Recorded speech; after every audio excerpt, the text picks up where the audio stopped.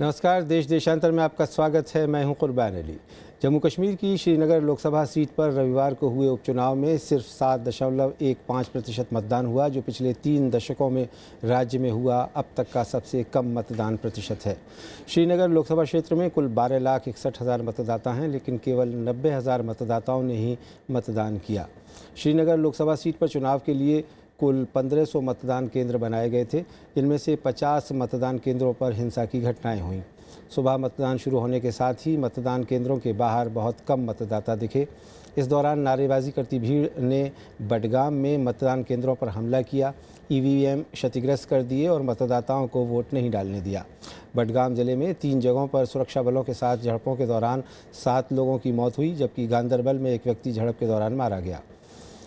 100 से अधिक सुरक्षा बल कर्मी भी घायल हुए हैं। इस हिंसा के बाद अलगाववादियों ने 2 दिन की कश्मीर बंद का ऐलान किया है। कश्मीर यूनिवर्सिटी में 12 अप्रैल 2017 तक की सभी परीक्षाएं स्थगित कर दी गई हैं। इस उपचुनाव की मतगणना 13 अप्रैल को होगी। राज्य के पूर्व मुख्यमंत्री उमर अब्दुल्ला का कहना है कि 1998 के बाद पहली बार हालात इतने ख़राब हुए हैं। श्रीनगर सीट पर इससे पहले 1999 में सबसे कम 11.93% मतदान हुआ था। 2014 में हुए लोकसभा चुनावों में यहाँ 26% वोट पड़े थे और इस सीट से नेशनल कॉन्फ्रेंस के नेता फारूक अब्दुल्ला 42,000 से ज़्यादा वोटों से हार गए थे।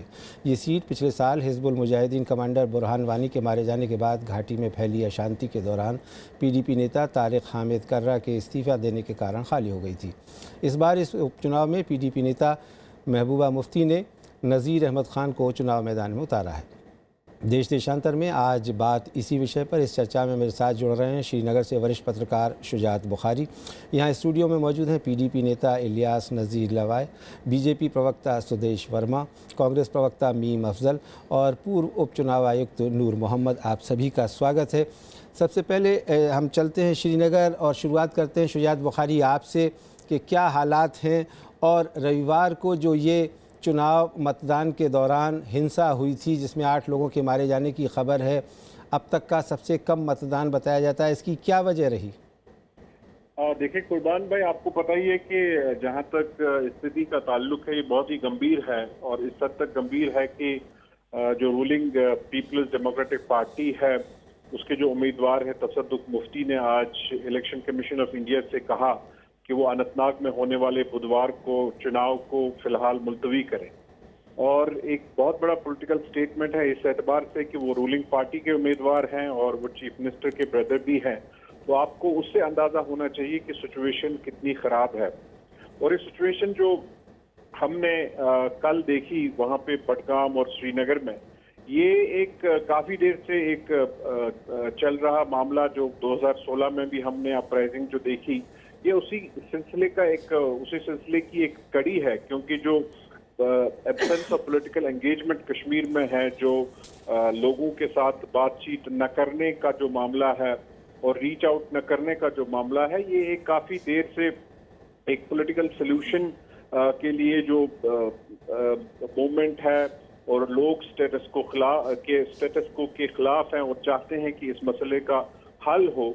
और जिस तरह से 2016 में हलाकतें हुई और बहुत बड़ी तादाद में हुई और आज भी आपने देखा कि 8 लोग मारे गए, तो लोगों में जो गम गुस्सा है, लोगों में जो एंगर है, वो जाहिरी तौर पे इसीलिए है कि वो इस मसले का, इस समस्या का जो है एक पॉलिटिकल सलूशन चाहते हैं। तो अगर इसको नजरअंदाज किया जाए, अगर इसको इग्नोर किया जाए, बदकिस्मती से इसको नजरअंदाज ही किया जा रहा है काफी देर से, तो मुझे नहीं लगता है कि इसमें कोई हल है। और एक बहुत बड़ा जो ये जो सबक मिला है कल संडे को 7% की वोटिंग को देख के, मुझे लगता है कि इसके बाद नई दिल्ली के जो हुक्मरान हैं, जो लोग बैठे हैं, उनको एक सबक सीखना चाहिए और एक इंट्रोस्पेक्शन की ज़रूरत है। ठीक है शुजात बुखारी, आप रहे हमारे साथ। मैं आता हूँ आपके पास में इलियास नज़ीर लवाए साहब, आपकी पीडीपी पार्टी और सुदेश वर्मा साहब की बीजेपी पार्टी अलाइंस करके सत्ता में है कश्मीर में। आपकी पार्टी के उम्मीदवार ने, अभी शुजात बुखारी ने बताया कि कहा है चुनाव आयोग से अनंतनाग में चुनाव स्थगित कर दिया जाए। क्या कारण है, क्या हालात इतने ख़राब हो गए? देखिए, हालात तो आज ख़राब नहीं हो गए। हमारी पार्टी का, जैसे हमारी पार्टी के कैंडिडेट तसद्दुक मुफ्ती साहब ने आज प्रेस कॉन्फ्रेंस में भी बता दिया कि गवर्नमेंट ने एक रिटन में दिया हुआ है इलेक्शन कमीशन ऑफ इंडिया को before the conducting of elections, कि उन्होंने ये बता दिया था कि द सिचुएशन इस टाइम पे जो है वो दैट्स नॉट कंड्यूसिव इलेक्शंस के लिए, बट कुछ कॉन्स्टिट्यूशनल रिक्वायरमेंट्स की वजह से इलेक्शन कमीशन ऑफ इंडिया को कराना पड़ रहा है इलेक्शन, या कोई और वजह हो सकती है इलेक्शन कमीशन ऑफ इंडिया के, क्योंकि ये हद इख्तियारात में नहीं है सरकार के। इलेक्शन कमीशन ऑफ इंडिया तय करता है कि इलेक्शन हो ना हो। तो इसके बावजूद भी कि इलेक्शन कमीशन ऑफ इंडिया ने नोटिफाई कर दिया कि इलेक्शन लड़ने हैं, हमारे कैंडिडेट आ गए थे मैदान में इलेक्शन लड़ने के लिए, तो ये गमो गुस्सा जो है ये आज का नहीं है। ये बेसिकली जो इससे पहले हमारे कश्मीर में जिन सियासी जमातों ने रूल किया हुआ है, इक़्तिदार में आए हुए हैं, उनके गलत कारनामों का नतीजा है कि आज हमारे लोग इस मुकाम पे पहुंचे हैं कि वो एक डेमोक्रेटिक सेटअप को आउटराइटली रिजेक्ट कर रहे हैं। ठीक है इलियास साहब, मैं आता हूँ आपके पास में। सुदेश वर्मा साहब, आपकी सहयोगी पार्टी है, जाहिर है कि आपसे सलाह मशवरा करके ही चुनाव की तैयारी की गई होगी, और अब ऐन वक्त पे कि जब 2 दिन बाद मतदान होना है, 3 दिन बाद मतदान होना है, ऐन वक्त पे ये कहना कि हालात सही नहीं है, आपकी सहयोगी पार्टी और सत्ताधारी पार्टी का ये रवैया सही है? देखिए, फ्री एंड फेयर चुनाव कराना चुनाव आयोग का काम है। जो सत्ताधारी पक्ष के लोग होते हैं, सरकार का काम है कि जो भी सिक्योरिटी फोर्सेस उनको चाहिए वो हम मुहैया कराएं। ऐसा इंसिडेंट हो जाएगा किसी ने नहीं सोचा था, और जो आपने शुरू किया था ये हमारे लिए चैलेंज है, चिंता का मुद्दा है कि वायलेंस हुआ। लेकिन थोड़ा अगर दूसरे नज़रिए से आप देखिए तो आप देखेंगे कि हुर्रियत और सेपरेटिस्ट जो है ये इस लड़ाई को हार चुके हैं, क्योंकि अगर आपकी कॉल देने के बाद आपको वायलेंस पर उतरना पड़े जिससे कि आप दहशत फैलाइए, क्योंकि दहशत आप कहीं भी फैलाएंगे, जो नक्सलाइट्स भी करते हैं, तो दहशत आप फैलाएंगे तो चुनाव में लोग निश्चित ही नहीं आएंगे। आप दिल्ली में एक छोटा सा बॉम्ब ब्लास्ट हो जाए, उसके बाद आप देखिए लोग घर से बाहर नहीं निकलेंगे। तो ये लो परसेंटेज जो है ना, ये उनके दहशत को दिखाता है, और इनकी सबसे बड़ी शिकस्त है कि अगर हुर्रियत में इतना ताकत है, सेपरेटिस्ट में इतना ताकत है। सत्ताधारी पार्टी होने के बावजूद कोई जिम्मेदारी नहीं है कि मैं कंप्लीट कर लूँ सर, मैं कंप्लीट कर लूँ। तो ये हुर्रियत और जो सेपरेटिस्ट अपने आप को मानते हैं कि वहाँ के पूरे लगता है कि किस्मत को बदल देंगे और उनके बिना कुछ नहीं होगा, उनमें अगर इतनी ताकत है तो बाइकआउट कॉल देने के बाद इंतज़ार करते और जमहूरियत की तरीके से देखते कि लोग कैसे आगे वोट दे रहे हैं। पहले भी हुआ है, हुर्रियत के कॉल को लोगों ने रिजेक्ट किया है, और हुर्रियत अपने लास्ट लेग पर है, क्योंकि आपको पता है कि हमारी सरकार आई, हम लोग दोनों विरोधी पार्टी एजेंडा ऑफ गवर्नेंस पर सरकार बनाए हैं।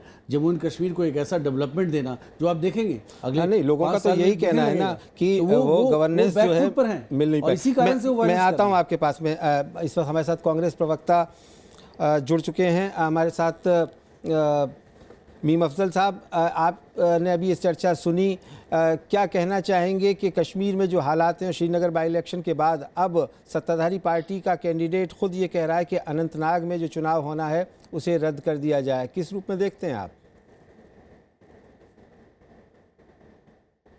देखिए, मैं इसको ज़रा सा पीछे ले जाऊंगा। पहली बात तो ये कि जो परसेंटेज आपने बताई जो चुनाव किया है 7.14%, ये शायद कभी भी श्रीनगर और उसकी हिस्ट्री में पहले कभी नहीं हुआ। इससे कहीं ज़्यादा वोट पड़ता था। यहाँ तक कि पिछला जो असेंबली का चुनाव हुआ था उसके अंदर ज़्यादातर 60-65% तक पोलिंग हुई है। इसका मतलब ये है कि हमारे ज़माने के अंदर हमने एक कॉन्फिडेंस बिल्डिंग का काम किया और लोगों को जमहूरियत की तरफ राग़िब किया, और बड़ी हद तक लोगों ने जमहूरियत पर भरोसा करके इलेक्शन प्रोसेस में हिस्सेदारी की। इस सरकार के आने के बाद, जैसे कि हर आदमी, मैं नहीं कह रहा हूँ कि बड़ी अननेचुरल सरकार है, पीडीपी और दूसरी तरफ भारतीय जनता पार्टी, वहाँ के हालात जैसे भी थे उसके बावजूद वहाँ के लोग इसको एक्सेप्ट करने के लिए तैयार नहीं हैं। और जम्मू कश्मीर के अंदर जो वाक़यात हुए, मैं इसके अंदर बिल्कुल पाकिस्तान का भी नाम ज़रूर लूँगा। उनकी मदाखलत तो हमेशा रहती ही है, और उनकी मदाखलत भी थी, उनकी एक साजिश भी थी। मैं ये समझता हूँ कि वो अपनी साजिश में बड़ी हद तक कामयाब हुए और हम उसको टैकल नहीं कर पाए, जिसका नतीजा ये हुआ है कि आज लोगों ने जो कुछ वहाँ हुआ, जिस तरह से स्टोन पेल्टिंग हो रही थी, हमारे ज़माने में स्टोन पेल्टिंग तकरीबन ख़त्म हो चुकी थी, कहीं पाकिस्तानी झंडे नहीं लहराए जा रहे थे। लेकिन इस सरकार के आने के बाद हर जुमे को पाकिस्तानी झंडों का लहराया जाना, स्टोन पेल्टिंग होना, नौजवानों का उसके अंदर शामिल होना, उसके साथ साथ इधर से भी जो हमारी पैलेट गनें चली जिसके नतीजे में बहुत बड़ी वहाँ पर जो है लोग जख्मी हुए, आंखों से महरूम हो गए, उन सब चीज़ों का मिला करके जो असर हुआ है उसका नतीजा ये सामने है। मुझे हैरत है कि क्या इंटेलिजेंस एजेंसीज और जम्मू कश्मीर की सरकार को ये इल्म नहीं हो सका कि लोग ऐसा करेंगे, अलग इलेक्शन हुआ, और अगर इसका इल्म था तो ये जो आज एडवाइस हो रही है या वहाँ के जो कैंडिडेट कर रहे हैं कि साहब अनंतनाग में चुनाव नहीं होना चाहिए, ये पहले क्यों नहीं किया गया और पहले इस पर इलेक्शन कमीशन से बात क्यों नहीं की गई, उसको सीरियसनेस क्यों नहीं बताई गई। मैं समझता हूँ इसके लिए मुकम्मल तौर पे सरकार जिम्मेदार है। जी मीम अफजल साहब, जहाँ तक फौज का ताल्लुक है या सिक्योरिटी फोर्सेस का ताल्लुक है, सिक्योरिटी फोर्सेस अपनी हद तक पूरी कोशिश करती हैं कि पुरअमन तरीके से सारे काम हों, लेकिन कहीं उनको इस वायलेंस के नतीजे में फिर अगर कहीं बंदूक चलानी पड़ती है, लोगों की जान जाती है, तो उन पर क्रिटिसिज्म भी बहुत होता है। तो मैं समझता हूँ पिछले कुछ दिनों के अंदर जो वाक़यात हुए हैं कश्मीर के अंदर, उसको लेकर के सिक्योरिटी फोर्सेस भी चिंतित हैं कि हम अगर कोई कदम उठाएं तो बहुत सोच समझ के ठीक है, मैं आता हूं दोबारा आपके पास में मीम अफजल साहब। मैं आ रहा हूं सुदेश शर्मा जी, एक सेकंड धैर्य रखिए, मैं आ रहा हूं आपके पास, आपको पूरा वक्त दिया जाएगा जी। मैं आऊंगा आपके पास में। सुदेश जी बहुत संक्षेप में आपका कमेंट, क्योंकि मुझे फिर नूर मोहम्मद जी के पास अच्छा होता कि नीम अफजल साहब जो हैं इन्होंने क्रिटिसिज्म किया होता, जिस तरह से ईवीएम्स लूटे गए, जिस तरह से स्कूलों को जलाया गया, ये डेस्परेशन शो करता है। कांग्रेस सत्ता भोगी है, वहाँ पर सॉल्यूशन देने का प्रयास नहीं किया है। हम सॉल्यूशन देने का प्रयास कर रहे हैं, इसलिए लॉ जब बुझने को होता है ना तो बहुत तेजी से। चलिए हम ये इसको कांग्रेस बनाम बीजेपी की बहस नहीं बनाना चाहते, हम चाहते हैं कि जो तो सॉल्यूशन देना आपका काम है, मेरा नहीं है। जी जी तो हम दे रहे हैं ना, आप आपने ऐसे हालात पैदा किए हैं। चलिए आपने सॉल्यूशन सोचा ही नहीं कि मिल सकता है। आप अकाउंटेबल है, मैं नहीं हूँ उसके लिए। जी जी जी जी नूर मोहम्मद साहब, मेरे ये बताइए कि आप तो एक लंबे अरसे तक सेपरेटिस्ट का क्रिटिसिज्म करिए, नेशनल कॉन्फ्रेंस को क्रिटिसाइज करिए। नहीं तो देखिए सुदेश जी, आप जो चाहते हैं वो तो कांग्रेस प्रवक्ता नहीं बोलेंगे ना। नहीं, नेशनल इंटरेस्ट क्या है जी, वो बता दें कि नेशनल इंटरेस्ट हुर्रियत को सपोर्ट आपने अपनी बात रखी, उन्होंने अपनी बात रखी, हमारा यही तरीका है राज्यसभा टीवी में। नेशनल इंटरेस्ट ये है कि हम हुर्रियत की मुखालफत करते हैं, नेशनल इंटरेस्ट ये है कि कश्मीर भारत का। चलिए ठीक है, आप रहे हमारे साथ, मैं आता हूं दोबारा आपके पास में मीम अफजल साहब जी। इंटरेस्ट ये नहीं है कि भारतीय जनता पार्टी और पीडीपी जो करे चलिए उसको ठीक। हम नूर मोहम्मद साहब ये बताइए कि आप लंबे अरसे तक चुनाव आयोग में रहे, अभी भी चुनाव आयोग के सलाहकार के तौर पर जुड़े हुए हैं, ये जो कुछ हो रहा है कश्मीर में, ये क्या संकेत देता है? क्या ये चिंता का विषय है? क्या इतना कम मतदान होना और रूलिंग पार्टी का कैंडिडेट इलेक्शन कमीशन के पास जाकर के कह रहा है कि साहब ये इलेक्शन पोस्टपोन कर दीजिए? जहाँ तक पोस्टपोन करने की बात है, इलेक्शन कमीशन का मैंडेट है जी कि 6 महीने से ज़्यादा कोई जगह खाली ना रहे, और अगर इलेक्शन ड्यू है, जनरल इलेक्शन ड्यू है, तब उसकी पीरियड बढ़ सकता है 1 साल तक, लेकिन 6 महीने से ज़्यादा खाली नहीं रखे जा सकते। वो तो इलेक्शन कमीशन का मैंडेट है, वो करने की कोशिश करेगा, और इसलिए इलेक्शन कमीशन क्या नहीं, लेकिन क्या इलेक्शन कमीशन इस बात को नहीं देखेगा कि वहाँ चुनाव क्षेत्र में कानून व्यवस्था ठीक है, शांति है कि नहीं है?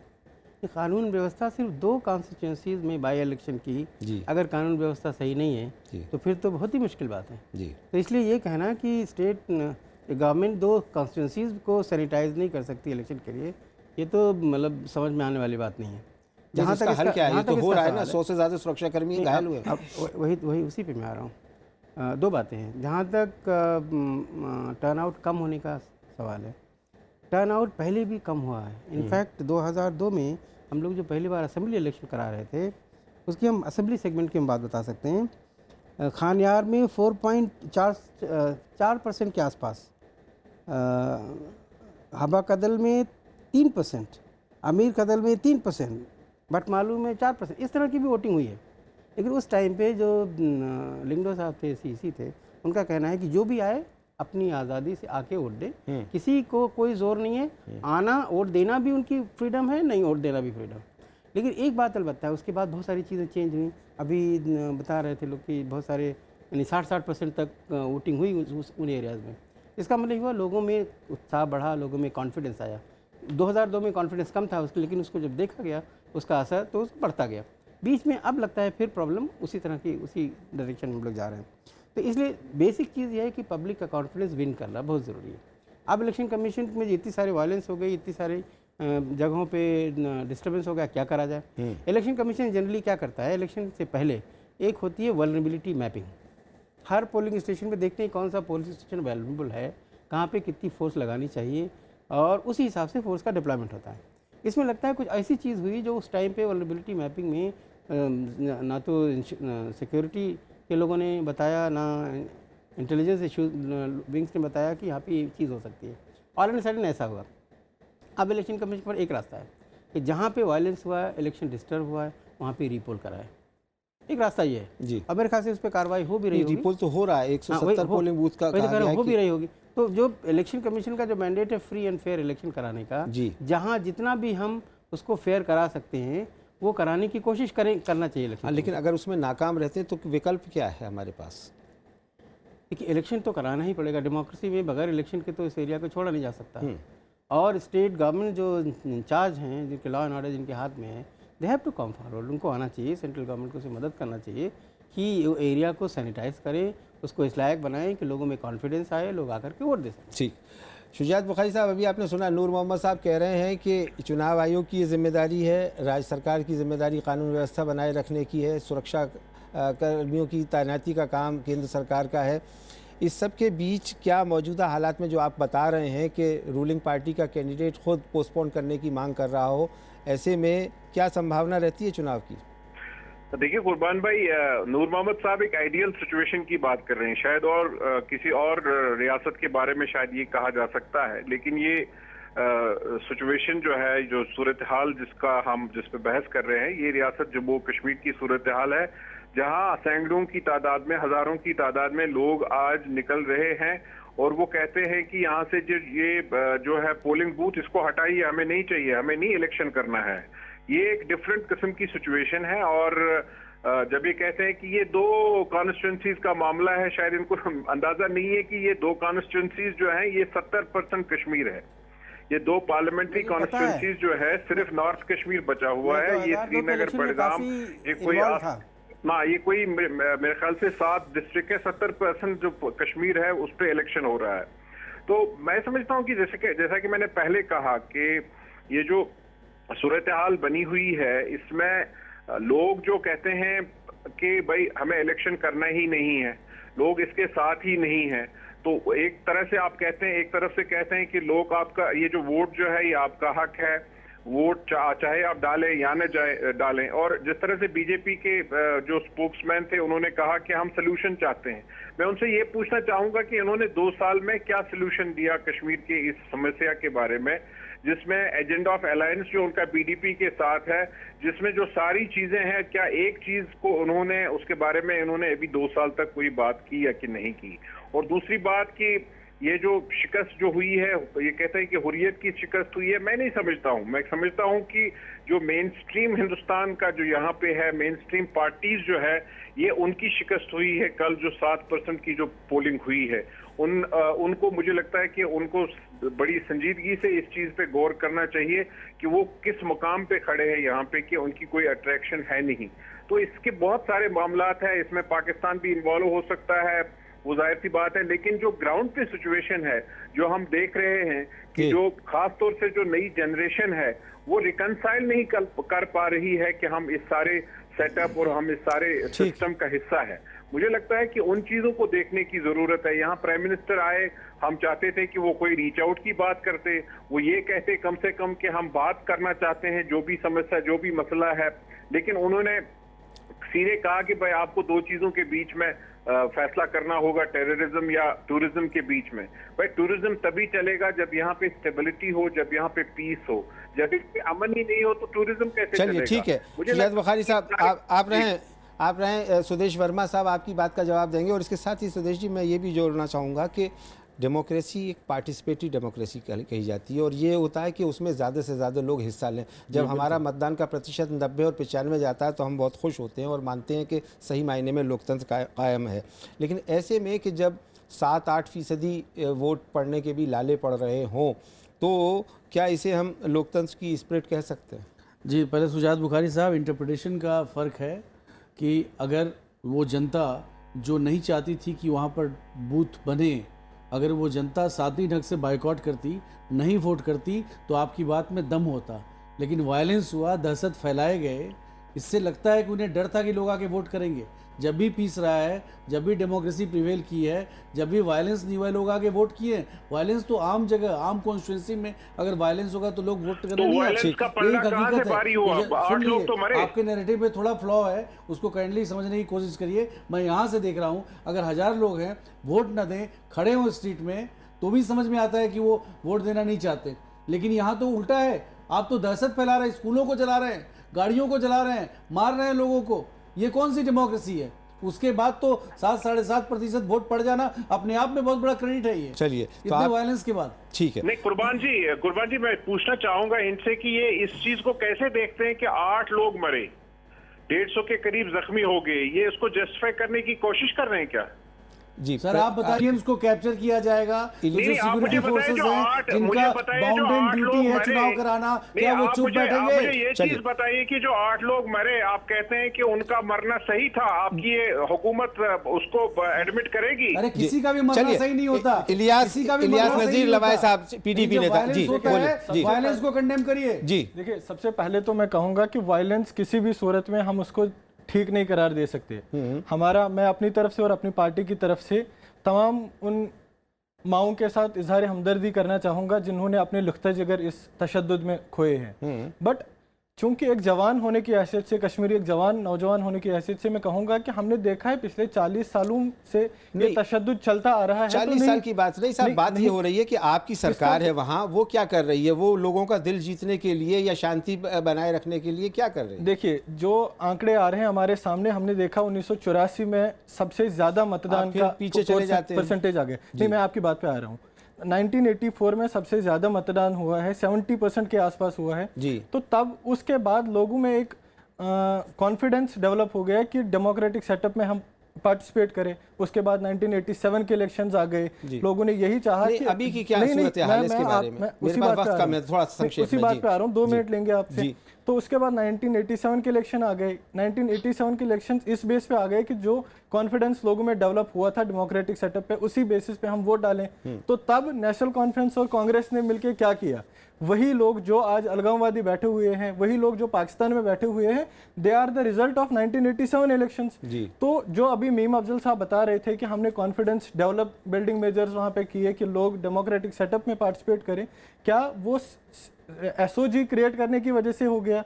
क्या वो इख्वान वहां पे क्रिएट करने की वजह से हो गया? आरोप प्रत्यारोप कर रहे हैं आप, चार्जेस लगा रहे हैं आप। अपनी सरकार की जिम्मेदारी भी कबूल कीजिए ना कि आपकी सरकार की कोई जिम्मेदारी है कि नहीं? सरकार तो किसी भी सिचुएशन में डिनाई नहीं करेगी ये। चलिए ठीक है नूर मोहम्मद साहब, हम इस चर्चा के बिल्कुल अंतिम चरण में आपकी आखिरी टिप्पणी के ऐसे माहौल में कि जब उम्मीदवार चुनाव से को स्थगित करने की बात कर रहे हो, मतदान 7% के आसपास रह रहा हो, क्या चुनाव आयोग इस सूरत में क्या स्टैंड उसको लेना चाहिए आपकी नज़र में? मेरी नज़र में तो अगर स्टेट गवर्नमेंट देखिए, इस सिलसिले में नूर मोहम्मद साहब ने बहुत सफाई के साथ इलेक्शन कमीशन को क्या करना चाहिए वो बता दिया। लेकिन मैं समझता हूँ अभी बुखारी साहब जो वहाँ से आपके कॉरेस्पॉन्डेंट हैं, जो कश्मीर में बैठे हुए हैं, नहीं हमारे नहीं, वो कश्मीर के बहुत ही मुमताज़ सहाफ़ी हैं, समझते हैं जी। और उन्होंने जो रिपोर्टिंग अभी की है, हाँ वो मैं जानता हूँ, मैं इसीलिए कह रहा हूँ, सहाफ़ी हैं वो। हाँ जी जी, मैं उन्होंने जो कुछ भी कहा है जी, वो चूंकि वहाँ बैठ के कह रहे हैं, और एक मैं समझता हूँ उनका व्यू जो है किसी हद तक ऑब्जेक्टिविटी के साथ है, तो इस पर भी गौर करने की जरूरत तो जरूर होगी। ठीक है नूर मोहम्मद साहब, सिचुएशन है उसको अच्छी तरह से स्टडी करे इलेक्शन कमीशन और उसके बाद ही कोई फैसला है। लेकिन हमारी राय ये है कि इलेक्शन होना चाहिए और उसका मौका लोगों को मिलना चाहिए। जो लोग वोट करना चाहते हैं उनको अब पूरी हिफाजत का इंतजाम हो, और ताकि ठीक है, शुक्रिया मीम अफजल साहब। अब नूर मोहम्मद साहब की भी बात सुन लीजिए जी। मेरा सिर्फ इतना कहना है कि जैसे एक ज़माना था मिज़ोरम भी जल रहा था ऐसे जी, उसके लिए पॉलिटिकल सोल्यूशन ही आया। और एक बार आज के दिन नॉर्थ ईस्ट में मिज़ोरम सबसे पीसफुल जगह है, यहाँ कश्मीर में भी पॉलिटिकली सोल्यूशन आएगा। तो एक तो बात है जिसमें जहाँ तक इलेक्शन कराने की बात है, इलेक्शन कमीशन का मैंडेट है 6 महीने का। अगर कहें कि हम नहीं करा सकते स्टेट गवर्नमेंट और कि हम करा ही नहीं सकते, सेंट्रल गवर्नमेंट कहें नहीं करा सकते, तब बात अलग आएगी। फिर तो इलेक्शन कमीशन का मैंडेट को उसको सेक्रीफाइस करना पड़ेगा, इलेक्शन कमीशन को अपने मैंडेट से हटना पड़ेगा। ठीक है, बहुत शुक्रिया नूर मोहम्मद साहब, इलियास नज़ीर लवाए साहब, सुदेश वर्मा साहब, मीम अफजल साहब और श्रीनगर से शुजात बुखारी हमारे साथ फ़ोन लाइन पर जुड़ने के लिए। तो श्रीनगर में हालात सामान्य नहीं हैं, ये एक ख़तरे की घंटी है जो कम मतदान का संकेत हमें मिल रहा है वो उसके बारे में केंद्र सरकार को भी, राज्य सरकार को भी और सभी राजनीतिक दलों को गंभीरता के साथ सोचना होगा और इस मसले का हल तलाश करना होगा। देश देशांतर में मेरे साथ इतना ही। नमस्कार।